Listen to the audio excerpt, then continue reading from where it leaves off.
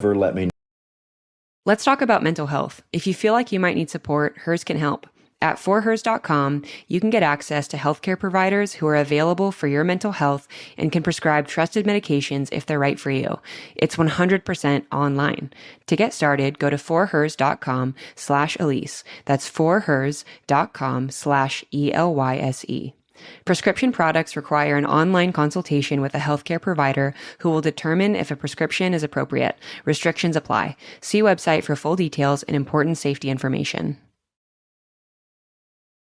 I'm always on the hunt for products that will help me along my never-ending hair care journey, and a brand that I am so in love with is JVN from Jonathan Van Ness. One of the products I'm absolutely obsessed with is the Instant Recovery Serum. It's a deeply moisturizing hair primer that doesn't weigh my hair down at all.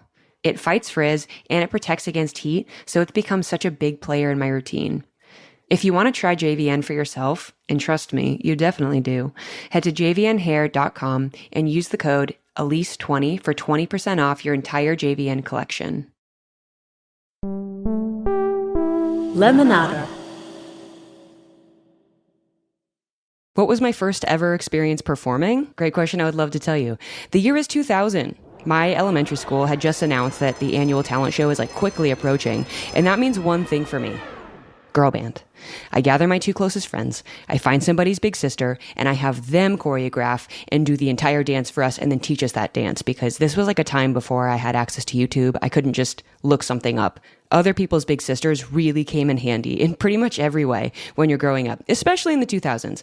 So I begged my mom to help me iron on some matching patches onto shirts that we already owned. We burned a couple CDs of our song, we put our sick outfits on, and then we showed up to that elementary school talent show like our life depended on it. We got everything to lose, everything to prove. We are the Nitro Girls. Do not ask me how or why we named ourselves this. All I remember is thinking, this is the most badass name, and I think we're going to be famous for it. In a different 8-year-old way. But I think that we're going to go all the way. So we're just patiently waiting our turn, standing in the wings of the stage, and I'm silently running through my choreography in the smallest movements my body will possibly allow me to do, just in the event that someone might be watching us on the side of stage and I wouldn't ruin the magic that was about to happen in our performance. I think I'm also giving my friends a pep talk, even though I am quite literally the most nervous person in that entire gymnasium. But I think to myself, Elyse might be nervous, but a Nitro Girl wouldn't be nervous right now. She would think this is everything. Be the Nitro Girl. I really embodied that spirit, for better or for worse. The curtain drew closed, and the act before us just left the stage. The magic was good. I'll give him that. It was good. It wasn't going to win, but it was good. So we took our rightful places on that stage. I stood in the middle with one friend on either side of me. We tilted our heads down, looked at the floor, popped our right hip, and I ceased to exist. It was only the Nitro Girls on that stage. I waited for our music to play, and then I hear my principal's voice begin to announce us over the loudspeaker, as she had done for every act before us, and then I hear it. Next up, we have the Nitro Girls. The Nitro Girls. Without even skipping a beat, everyone in the audience heard my voice quickly correct her through the closed curtain. Nitro Girls. It's Nitro. Nitro. Not Nitro. Nitro. Does she correct herself? No. She just says into the mic, "Sounds good," and then presses play on the boombox. Not off to a strong start, but the Nitro Girls do persevere, just as you would expect them to. The dance, it could have been better. The outfits, 11 out of 10. The confidence, off the friggin' charts. We finished our dance, and though it was not physically taxing, I had just watched enough Britney Spears and NSYNC in my life to know that when they finished their performances on stage, they were breathing really heavy. Probably because what they were doing was very hard compared to what we were doing. But somewhere in my subconscious, I had internalized that famous people breathe really hard when they leave everything they've got on that dance floor and finish their performance. So what do? I start breathing really heavy. Almost too heavy. And then both of my friends pull away from the group pose that we nailed, by the way. And they both think I'm having some kind of medical emergency, or maybe they think that finally my nerves caught up to me, but they both looked very concerned. And they're like, "Are you okay? Are you doing okay?"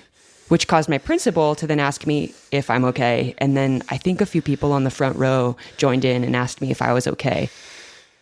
It's not until as an adult now, I am looking back on the story, realizing that it looked like I was probably hyperventilating, but I would like to forget that I understand that now and just go back to believing that it made me look like an extraordinary dancer and that I belonged in Hollywood for like literally any reason. I just walked around my life believing that like I belonged in Hollywood for no reason. The close of the show finally came, and I was waiting for them to announce the winner. Did you know that in elementary school talent shows, they don't always pick a winner? Like they just like waste your time and they don't pick a winner. So this has all just been for nothing kind of a thing. Like, why did I just spend the last 2 weeks of my life dedicating my heart and soul and all of my free time to learning a dance that wouldn't even have a prize at the end? Did you know that? Or was it just me that didn't know that? My 8-year-old body at that moment was experiencing the highest of highs and also the lowest of lows, being disappointed that I had no chance of winning something that night. And that was the last time the world saw the Nitro Girls. Thank you. Hello, welcome to another episode of my podcast. I'm Elyse Myers. This is Funny 'Cause It's True, a show where we talk about the not so funny moments that become funny over time.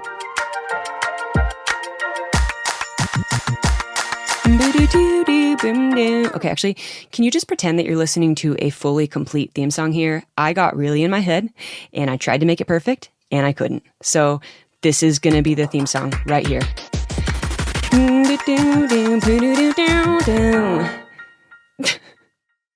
This week I'm chatting with Lance Bass. Lance Bass, have you heard of him?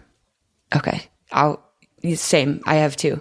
Lance is best known for being the bass singer of NSYNC. He is an actor and producer, not to mention he's been trained to go to space, like astronaut status in space. Can you believe that? Also, Lance owns Rocco's, a bar, restaurant, and nightclub in West Hollywood. His new nightclub, called Heart, just opened right across the street. It's now the largest gay club in the U.S. Also, last year, Lance and his husband Michael became parents. They have twins, and guys, they are adorable. Okay, 2 things that are funny because they're true. Number 1, I became friends with Lance after confessing my love for him on the internet. Did I think he was going to see that video? Absolutely not. But here we are. So, number 2, when I was interviewing him, I actively had to try and not think about the fact that when I was a child, I would buy his CDs, take the insert out of them, hang them up on my wall, and kiss them. Do you know how difficult it is to try and interview someone when all you can think about is the fact that you've kissed photos of their face hung up in your bedroom? That's weird. That's really weird. So, here we go. Lance friggin' Bass, how are you? Good, Elyse. How are you? I'm good. I'm nervous. I'm still very new to this. And so I'm just like kind of trying to figure it out as I go. And so I'm really glad that you're with me. I feel like I've got my family here. Yes, we'll get through this together. We will. We'll be very gentle, okay? Okay, great. So for people that are listening to this and are like, how the heck does Elyse know Lance Bass? So I made a TikTok about you. I said you were my celebrity crush. You duetted it. My first celebrity crush. Great question. I would love to tell you. Lance Bass. Second, Clay Aiken. We made it like a whole Audible like short film together, and now we're here. And by the way, it turned out very well. I'm very excited about it. It was so fun. After only 2 short hours of convincing Elyse that the world isn't ending, her pal Lance Bass suggested she relax by the pool and listen to a lighter Audible original. It was perfectly written. I loved it, and I love that TikTok brought us together. I know, that's so cool. And are you enjoying getting like started on TikTok? Not started, but like I know that Instagram is more of like a platform that you're used to, and to see you kind of get more involved on it, like TikTok. Is it fun for you to do that? TikTok is really, it's made me so happy because, you know, I got rid of Twitter, Facebook, all that kind of stuff because it just was so negative. Yeah. It wasn't good for my mental health at all. And I find with TikTok, for now, it's just been all positive and fun. And I'm enjoying that. I love comedy. I love music and dancing. So it puts all my favorite things into one thing. Oh, and animals too. So, yeah. I will say, I feel like we're getting to see a different side of you on TikTok, which is really fun. Your experience in the spotlight has never been like you. It's been a group that now for the first time, we're kind of getting to see you and your personality come out. And like, it's so, so cool. No, it's true. It's, and I've noticed that, you know, in the group with NSYNC, When you're in a group like that, and especially at the time when like Spice Girls happened, everyone was kind of put into, their own lane. Yeah. And the fans do that to you. The record label does that to you. And yeah, as a kid, I was always kind of the very crazy, outgoing, funny guy. Like everyone was like, oh, you're going to be a comedian. But then when I joined NSYNC, I became kind of the quiet, like serious one, the shy guy. Really? I was the shy guy. Yeah. And I think mainly because, I had such a huge secret to keep. And so I didn't want to show that. And so I just, as the years progressed, I just really became the one that didn't really speak much. And I just didn't want anyone to hear me. So having a platform like TikTok where you actually get to do fun things and actually speak, it shows the real you.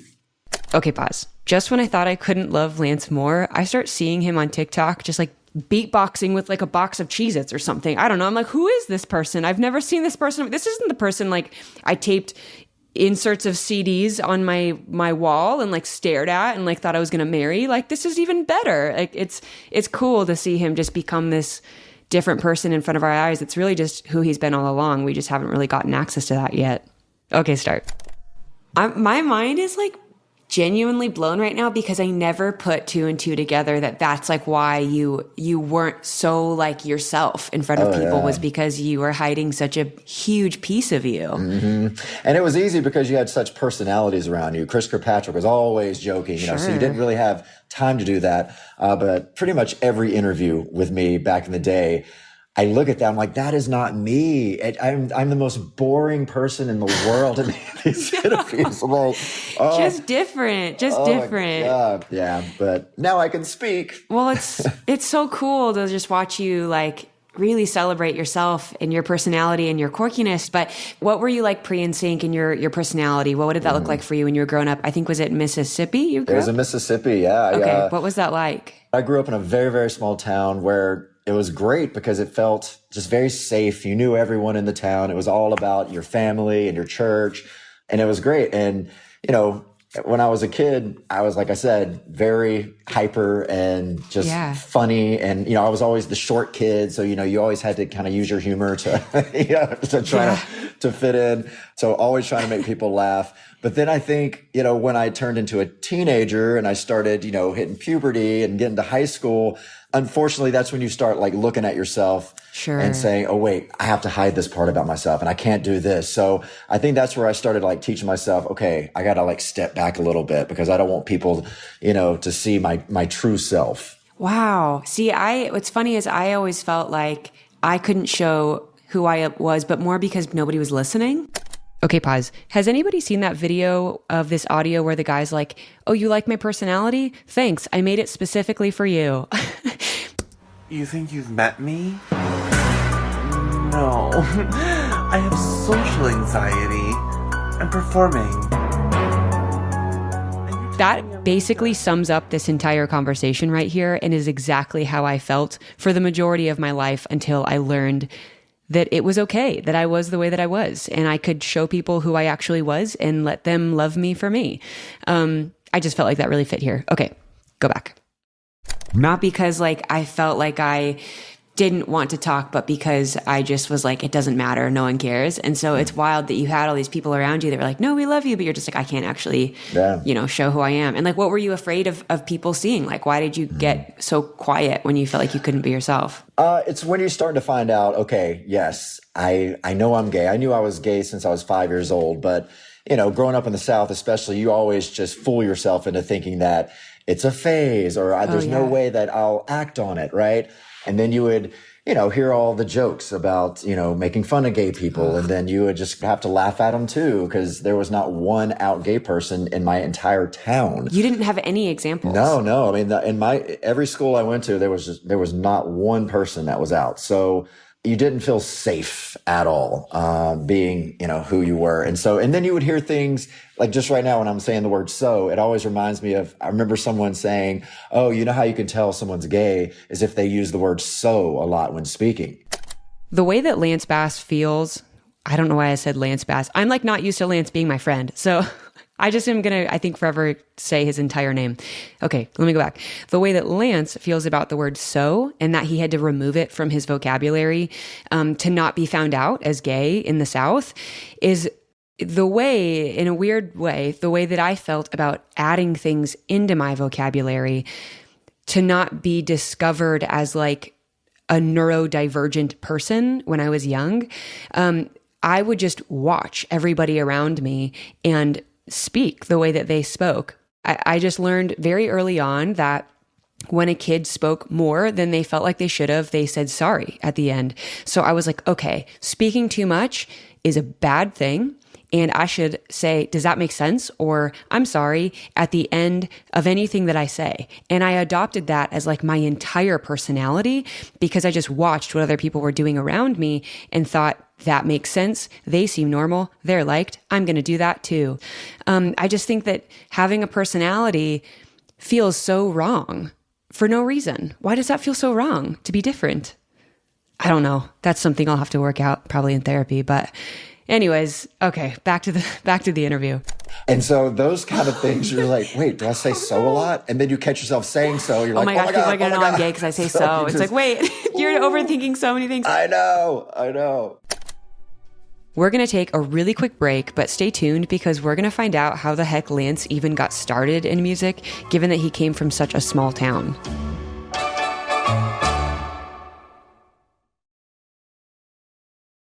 Hers wants you to know that you no longer have to manage your mental health alone. Hers offers access to mental health care that can support you in your day-to-day. At forhers.com, you can get access to healthcare providers who are available for your mental health and can prescribe trusted medications if they're right for you. And it's 100% online. If prescribed, you can get your first month of treatment for only $25 and afterwards for $85 a month, or $49 a month with a 3-month subscription. To get started, go to forhers.com/Elyse. That's forhers.com/ELYSE. Look, I know that getting access to the proper mental health care can sometimes be a source of stress in and of itself. That's why Hers makes it simple.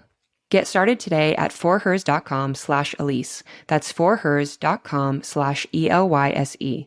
Offer only available if prescribed. Prescription products require an online consultation with a healthcare provider who will determine if a prescription is appropriate. Subscription required. Additional restrictions apply. See website for full details and important safety information. I'm the kind of person who likes to simplify decisions, especially when it comes to my everyday choices. I like to wear the general same outfit, comfy plain tee, comfy pants, and I do like to have the same snack, cashews and chocolate chips, if you didn't know that already. That's why AG1 from Athletic Greens just makes sense. It also simplifies things. It's a simple scoop in a glass of water every morning. It doesn't ask you to choose between a probiotic to help your gut or a multivitamin to help your energy. It does it all at once every day. With just one scoop of AG1, you're absorbing 75 high-quality vitamins, minerals, superfoods, probiotics, and adaptogens to help you start your day right. This isn't a meal replacement or a vegetable replacement. It's just a super simple way to get all of the above goodies, which help with gut health, immune system health, and nervous system health. I have friends that love it for the prolonged energy that they get throughout the day. To make it easy, Athletic Greens is going to give you a free 1-year supply of immune-supporting vitamin D and 5 free travel packs with your first purchase. All you have to do is visit athleticgreens.com/Elyse. Again, that's athleticgreens.com/ELYSE to take ownership over your health and pick up the ultimate daily nutritional insurance.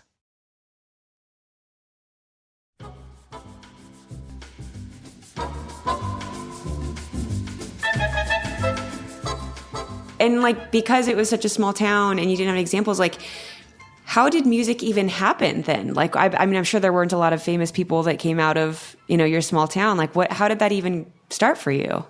Yeah, it just kind of landed in my lap. As a kid, I always loved music. I always sang in the church choir and in school choir, but nothing that I ever had a dream of doing as a profession, because I didn't know that was anything possible for some like small, town kid. And then I remember I moved to a place called Clinton when I was 10 years old. And the people that I met just also loved music and being in the choir. And my best friend, Dale, he's the one who really kind of pushed me into joining my first boy band called 7 Card Stud. That's right. Yeah. 7 Card Stud? 7 Card Stud. Oh, yes. Oh, yeah. There was no such word as boy band back then, but it was definitely a boy band. There were 7 of us wearing sequin vests and performing at state fairs. So that's when I learned that I was a bass singer and I loved doing a cappella and, being in a group. And so basically all the music that I was doing was just because my friends were doing it. I was like, I just wanted to hang with my friends. And that led into being in the biggest show choir in the world and me really, loving the choreography and just doing the harmonies. But again, I had no idea that it was possible to do it professionally, especially a bass singer. It's like, I don't know many bass singers. I mean, Randy Travis. Sure. But no, I never thought that I would actually do something like this. And what then, was the show choir called that you were in? It was called Attaché. Yes. Okay. And it's still the #1 show choir in the world. And I was so lucky that my town was all about two things. You either played football or you were an attaché, and both were equally as cool. For some reason, our town, it was the thing to do. Our star football players were also an attaché. Yeah, so it made it so much easier for me, especially knowing that I was gay, to be able to do that and not worry about people thinking, oh, you must be gay if you're trying to sing and dance. And it also, I feel like it's cool because it allowed you to have mainstream community as well. It didn't feel like you were like ostracized for your love for music, which is a really big deal. Oh, exactly. Did your family like support you in that? Were they like, go for it, become famous? Like what were they like? They were very supportive, because when I was asked to join NSYNC, because of 7 Card Stud, our vocal coach at the time, Bob Westbrook, was Justin Timberlake's vocal coach. And that's how I got to know him. And he knew I was a bass singer. So when Justin called him to suggest someone to join the group, he was like, oh, Lance will do it. But his mother will never let him in the group. So, which is, kind of understandable because, I didn't know at the time that my mom was really not for this. But she never let me know that. Really? Yeah. When they asked me to come to Orlando and meet the guys and sing with them and just see if I even wanted to do this, my mom was like, there's no way I'm letting him do this. He's not going to quit high school and go to Orlando and join a group that's probably going to go nowhere. This is ridiculous. Because how old were you when that happened? I was 16. Okay, so you were still in school and everything. Yeah, I was a junior in high school. Okay, pause really quick. Before I became a parent, I would hear this story and think, oh my gosh, his mom is being so protective in like a negative way, as if parents shouldn't like want to protect their children. But now as a parent, hearing Lance's story feels actually like miraculous. I cannot imagine how like fearful his mom would have felt when, Lance presented this opportunity to her and said, I have to drop out of school. I have to travel. I'm going to go do all of these things and make my dreams come true. At 16, there is like no atom in my brain that would greenlight this situation if I was in her position with my son. Like, there just is not a single cell in my body that would say yes to that or want to say yes to that. I just can't imagine. I cannot imagine the feelings that his mom would feel in this moment. And so shout out to Mama Lance Bass. I don't know her name. Hold on. What is Lance Bass's mom's name? This feels like a weird thing to Google. Diane. Shout out to Miss Diane for allowing her son to follow his dreams, because that was a scary decision and she just did it. And now we have the beautiful Lance. And the moment that I sang with the guys, I knew to myself, I'm like, holy crap, that was something magical. And I'm like, I'm moving to Orlando. And my parents were just so supportive of it and never let me know that they were so dead set against it. That's some good parents, though, because they had the fear, like they had the normal human fear of like, even, I don't know, if my son August like had a dream like that in my brain, I'd be like, absolutely not. But but if it worked out for them, like you want to give them every opportunity. Oh yeah, but it was crazy because she didn't tell me that they called twice. The first time it was Justin, Lou Pearlman, and his mom on the phone, introducing themselves, saying what they were trying to do. My mom was like, yeah, no thanks. And they hung up the phone. Yeah. And then they called back and she's like, okay, let's talk about it. And then she finally told me the situation. And once she said 2 of the guys are from the Mickey Mouse Club, I'm like, what? Because I loved the Mickey Mouse Club when I was a kid. And I'm like, well, if they're on the Mickey Mouse Club, then, this could be huge. They already have a fan base. So then I knew it could be like real. Okay, pause. I originally wrote like the 10-minute complete history on the Mickey Mouse Club, and it did get cut for time, but I just couldn't leave without you knowing that that happened. Okay, back to the interview. Yeah, she was like, there's no turning back now. We got to take you to Orlando. But I remember all I cared about at the time was the homecoming dance and the homecoming parade, which I was in charge of. And then, I got shipped off to Orlando.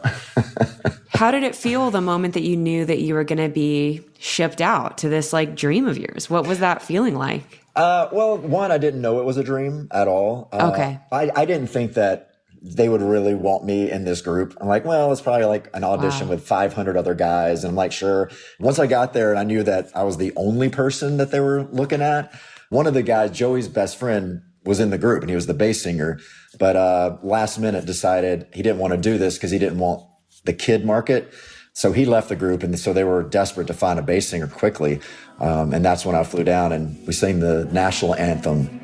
What's so proudly we hail at the twilight's last gleaming. And it was just, everyone had, chill bumps, and it was a magical time.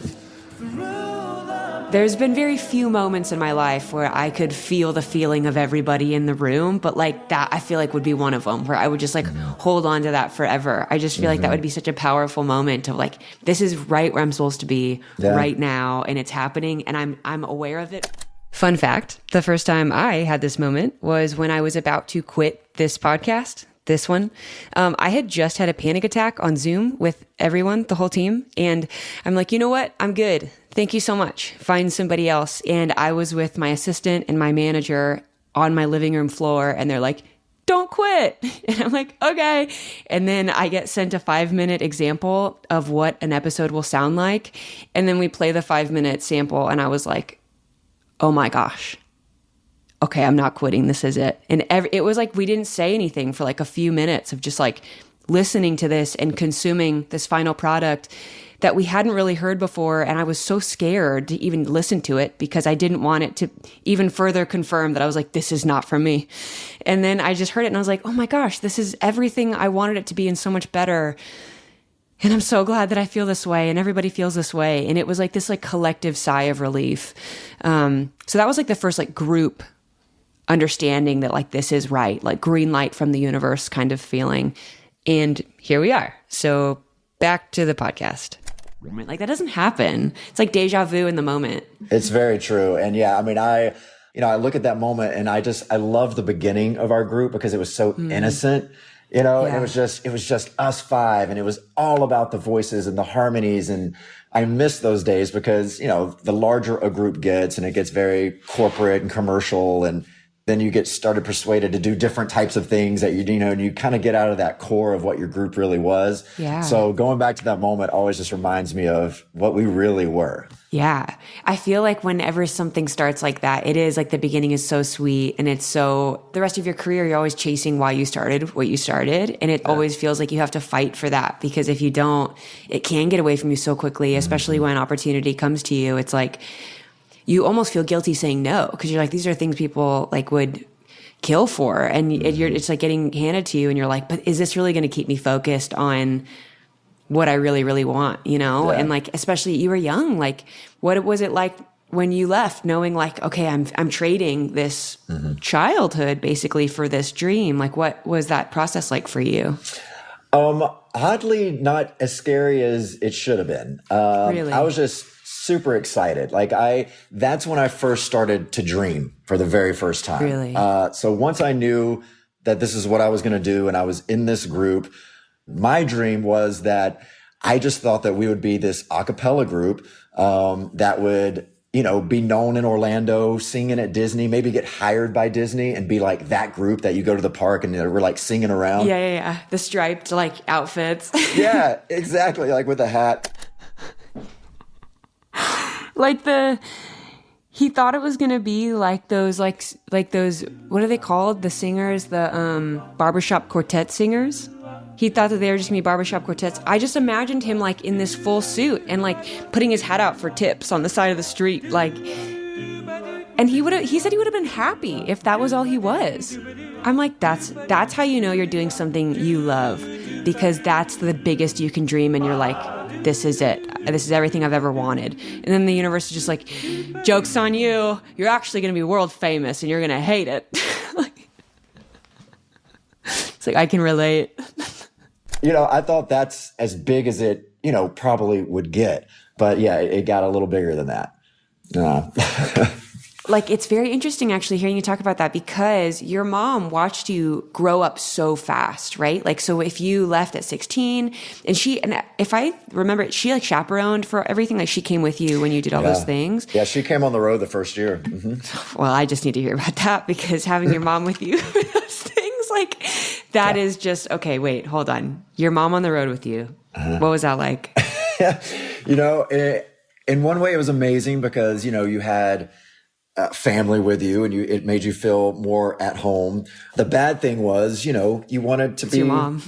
a 17-year-old with your 4 new best friends, and you're living in Germany where you can get into, some trouble, and, you want to like drink or do that, but you couldn't do that in front of your very conservative mother. Yeah. And, you roomed with her. So at the end of the day, you're going back to the hotel room and staying with your mom. So, do you have any stories of like when that went wrong? No, because we were so innocent at that first year, and we were kept so busy. There was no way of getting in trouble. Yeah. But I do remember thinking, well, if there was an opportunity to, be that rock star on the road where you like meet a fan, right? And you want to like take them back and like have sex or something like that. Yeah. That was never going to happen. And I was glad because, I knew I was gay. So it kept you safe. It was a very good excuse to be like, oh, well, there's no way I could do that. Oh, that's interesting. Yeah. I would totally if my mom wasn't there. Your mom was your cover story. Yes. Uh-huh. She was my cover. Interesting. Mm-hmm. Yeah. Coming up after the break, Lance invites me to Disney World, and I almost have a panic attack on air. Stay tuned.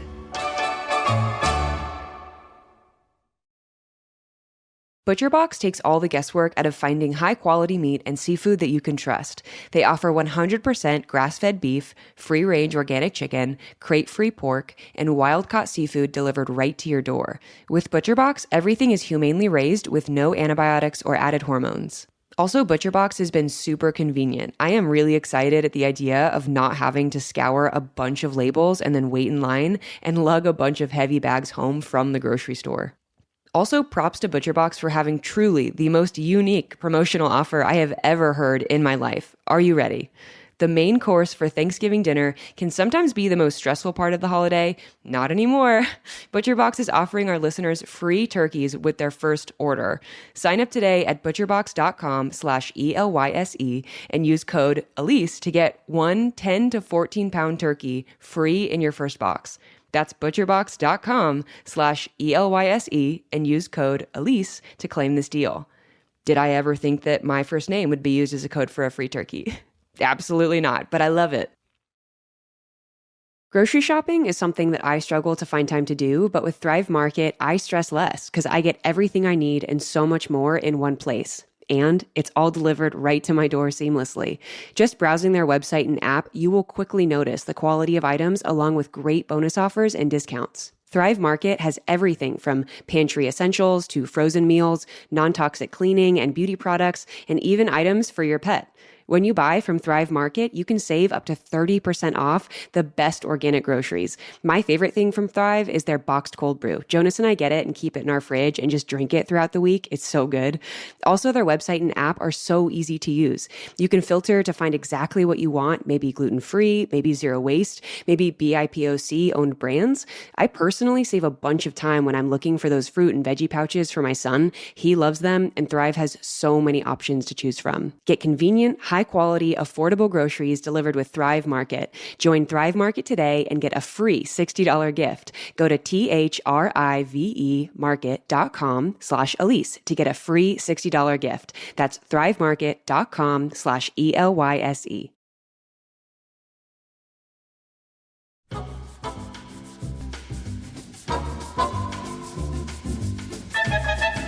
I know you've talked about Disney a few times. I just want to confirm, have you been to Disney World since? I have. Yes, I have been to Disney World.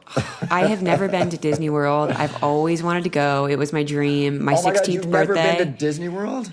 No, I live down the street from Disneyland, so I've been to Disneyland, but I've never been to Disney World, and I almost went for my 16th birthday, and it fell through. So I have to find a way to get to Disney World because it would just be so fun. We're going. I am taking you. If you have not been, I am taking you to Disney World for the first time. Oh my God. I can't. I cannot. If I wouldn't have already met Lance, I would have thought that he was joking when he said that. But because I have had like a full conversation with him in real life, I knew he was like fully serious. And that was even more to process because my brain couldn't even use like the scapegoat that I usually use with my anxiety. Like, they're not serious. I'm like, no, he's fully serious. And I'm going to have to go to Disney World with Lance Bass. And I get to, but I also have to. And that is a whole month of mental prep that I just like don't have time for right now. So I don't know how I'm going to do that. Yeah, you'd have to spend a whole week there to see every single thing you want to see. It's magical. I love it. And I am taking you. I guess we're going to Disney World. The thing that I would want to do at Disney World with Lance Bass is eat a freaking turkey leg. The rides are kind of white noise to my brain. All I am thinking about is the food. And I'm like, if I could just walk down Main Street holding a giant turkey leg next to Lance Bass and everybody's looking at him and I'm looking at my turkey leg, I think that sounds like a successful day. So did you take your babies yet? And by the way, for people that don't know, how old are your kids? They're 11 months now. 11. Oh my gosh. Yeah. And you have a girl and a boy, right? I do. Violet and Alexander. Violet and Alexander. And they're twins and they're so sweet. They're the best things ever. What was that like? I know that you guys did IVF, I think, right? You and Michael, your husband, and like I know that you were very vocal about that experience. What was that process like for you? I know that it has got a lot of ups and a lot of downs. Oh yeah. I mean, everyone that we know that has gone through the IVF process and surrogacy kind of went through the same problems we did. You know, it took us about 5 years, and at the time, especially, it was very taboo to even talk about that. Really? Yeah, like no one really wanted to talk about their IVF experience because a lot of people were just embarrassed about it. And I don't really know where that stems from, but that's why I wanted to be really open about our process, even from the beginning. I wanted people to kind of like follow that journey, to show the ups and downs and show that it's normal. It's wild too, because your kids are obviously going to be very special children, right? Like they're coming into this like world with parents that are very famous and they don't know that yet. I'm curious to know, one, like what surprised you most about being a dad, but two, how are you going to approach being a famous family? You know what I mean? Like are you nervous about it? Are you excited about it? What does that look like? Yeah. I mean, I'm not too nervous about it because it is, it's what our life is. And since I was 16 years old, that's all I've really known. So there's no stopping that. I mean, it doesn't matter if I don't do anything in entertainment again. You're going to be Lance Bass. People just know me for who I am. And not only for NSYNC, but just coming out so publicly. So it's, I'm basically a reality star in a lot of people's minds. It's crazy. You're America's Gunkle, right? I'm America's Gunkle. Yeah. So, it's something that we're just going to have to be so open and honest about. And it'll be interesting to see if they even care, which, I'm sure they won't because it's just going to be so normal to them. And then everyone's like, well, do you want them to go in entertainment? And honestly, no, I don't. Because what are your reasons for that? Well, it's just very stressful. I mean, you know how it is. It's being told no 99% of the time is not good for your mental health at all. And you can be the strongest person in the world. And I think I have a very thick skin, but still things will just get to you, Yeah. And I don't want my kids to have to feel that over and over and over and over and over again. I know whatever field you go into, you're going to feel that way, but this is just, it's a different beast. It is. And you're open to people's opinions of you, so open to where it's like nobody, I'll say this time and time again, but like the human heart just like wasn't built for fame. P.S. Shout out to Ben Rector. He told me this once as an encouragement and I never forgot it. And you're not meant to know what people think about you 24/7. It's very bizarre. And it's different these days because, 20 years ago when, we came out, it was just easier because there was no social media, you know. But I do want to know, like, what's one thing that you're so grateful for coming from a small town? Like, what is something that stuck with you? You're like, this made me who I am. Yeah, I think the sense of community. That's something that, you know, I desperately was trying to find after I left that town. And, you know, I had that with NSYNC, you know, and, you know, all the people that was like my best friends. Okay, pause. I could not agree with Lance more about music and community. I am somebody that really enjoys doing something and like sharing a common goal with people. That is the way that I enjoy like community and friendship most. If I'm just sitting across from someone at a coffee, I'm like, I don't know what to do with you right now. But when I was in choir, or just like music in general, like I was in choir, I was in orchestra, studio singers. I really enjoyed that because I didn't have to kind of come up with things to do with these people. And I just got to have like friends with a common goal of like making music, and also naturally just having these things in common of like everybody in orchestra was great, but then also people that played my instrument, like viola, like it was like community within community within community, and all of us already had our agenda for what to do. But then when the group, you know, split, I was on my own for the first time, you know, and I didn't know what to do.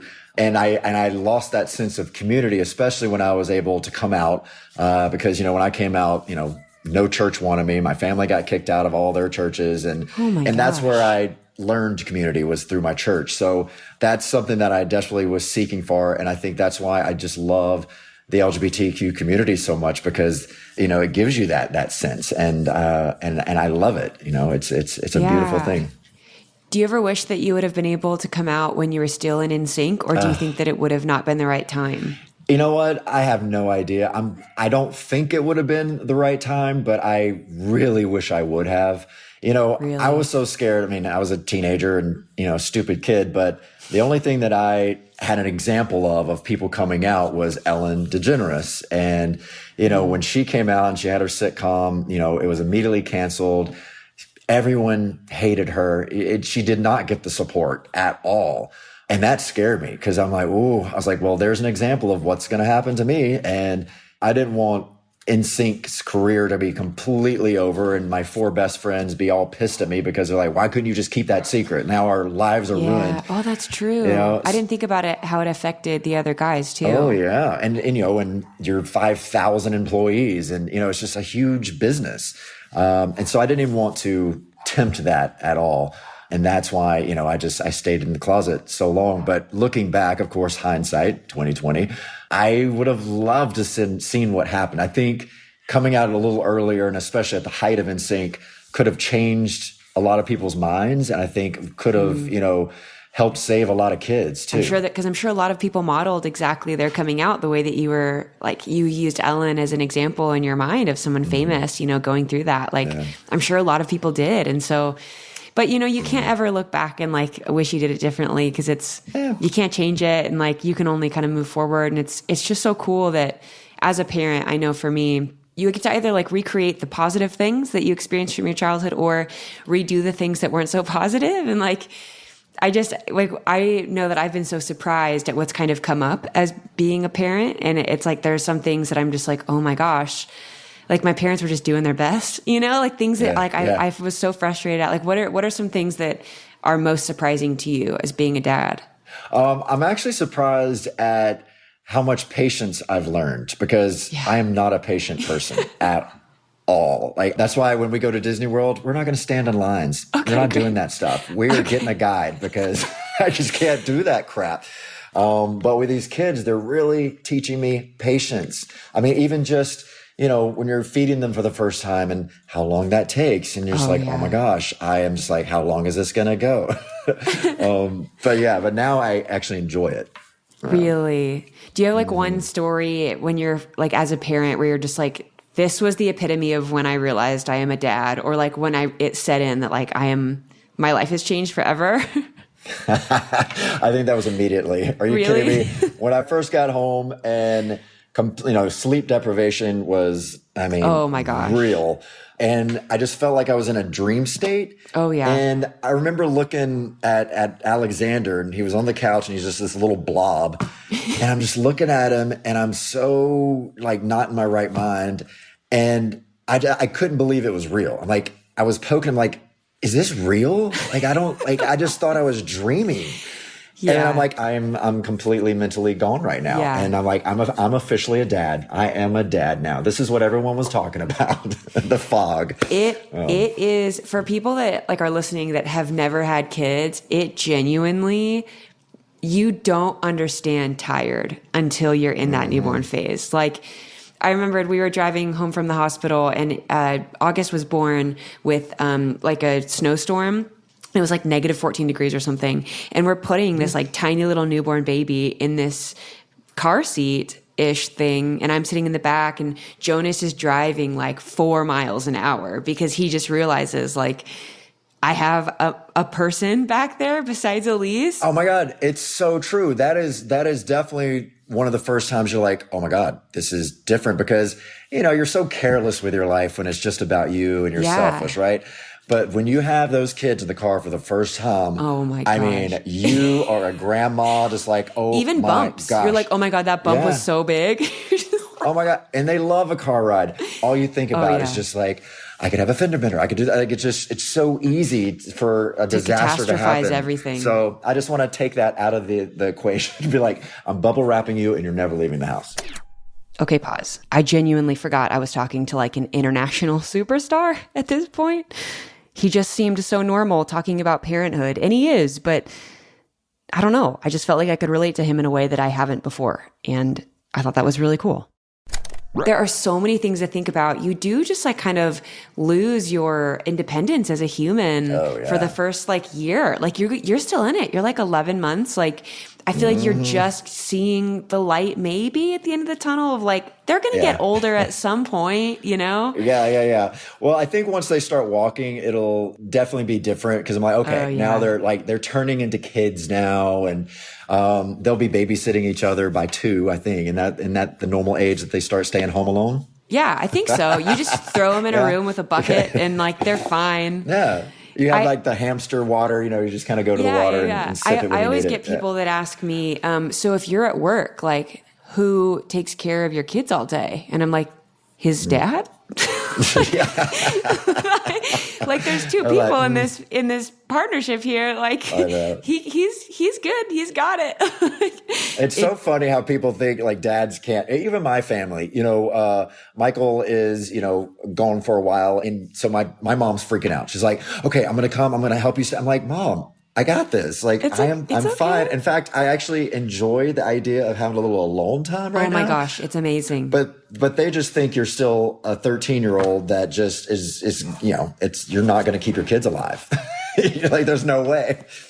Well, I'll wrap up with one question. It's just like, from your childhood and your experience, like what is one thing that you want to pass on to your kids and like all the people that come after you? Like what's one thing you want to kind of pass on?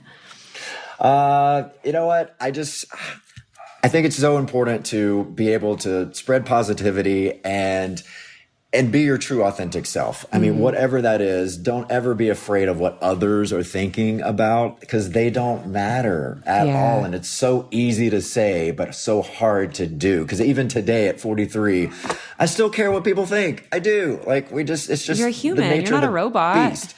Yeah. But if you can, you know, just try to at least knock 50% of that out of your head, because it is going to stifle what you're trying to do. And there's so many things in my life. I'm like, God, I think I could have been really good at that, but I was told, no, you're not good at that. Yeah. So don't listen to others, you know, take criticism with a grain of salt, and just do your thing and be open-minded. Like I said with my kids, I want them to be exposed to everything, because you don't know what you're going to like or be good at unless you're exposed to it. So thank you so much for doing this with me. It's just, this has been an honor to get to see you again, and I can't wait to go to Disney World with you. All right. We are planning this. I mean, God, I wish I could go. Maybe we'll go this fall, because there's nothing better than Disney at the holidays. I mean, Halloween, Christmas, it is as magical as Disney can get. Let's do it. I'm down. Okay. Okay, great.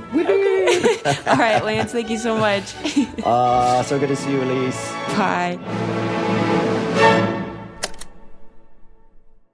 So I am going to try and not cry because I can't even wrap my mind around the fact that that conversation just happened. I cannot believe this is happening. I made a video on TikTok telling the world that I have a crush or had a crush on Lance Bass as a child. He saw the video. He duetted and responded to the video. And I'm trying to gather my thoughts. I can't. He responded to the video. I responded to the video back in complete panic, sheer panic. And then a brand calls both of us and wants us to work on this whole campaign where we get to meet and then make this beautiful piece of art together. And then I teach him how to take a shot after it's all over at the wrap dinner. We spend all evening talking and eating delicious food. And then now he's a guest on this podcast that I barely made because I'm so nervous.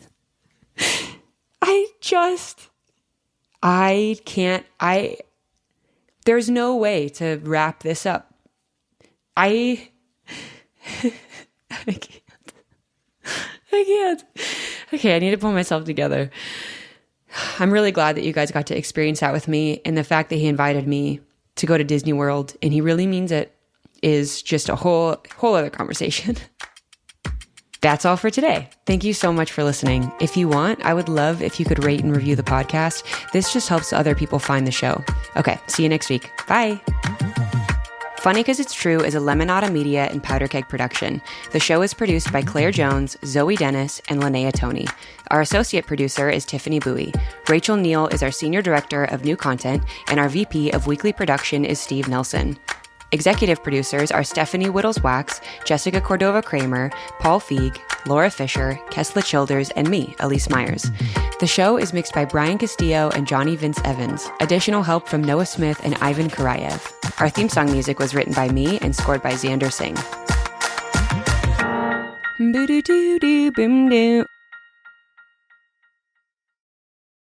Hey, Lemonada listeners, we want to hear from you. You know we love our sponsors for a ton of reasons, but one of the main ones is that they help us keep the lights on. And there's a really easy way that you can help us draw new advertisers and hear ads for things you're most interested in.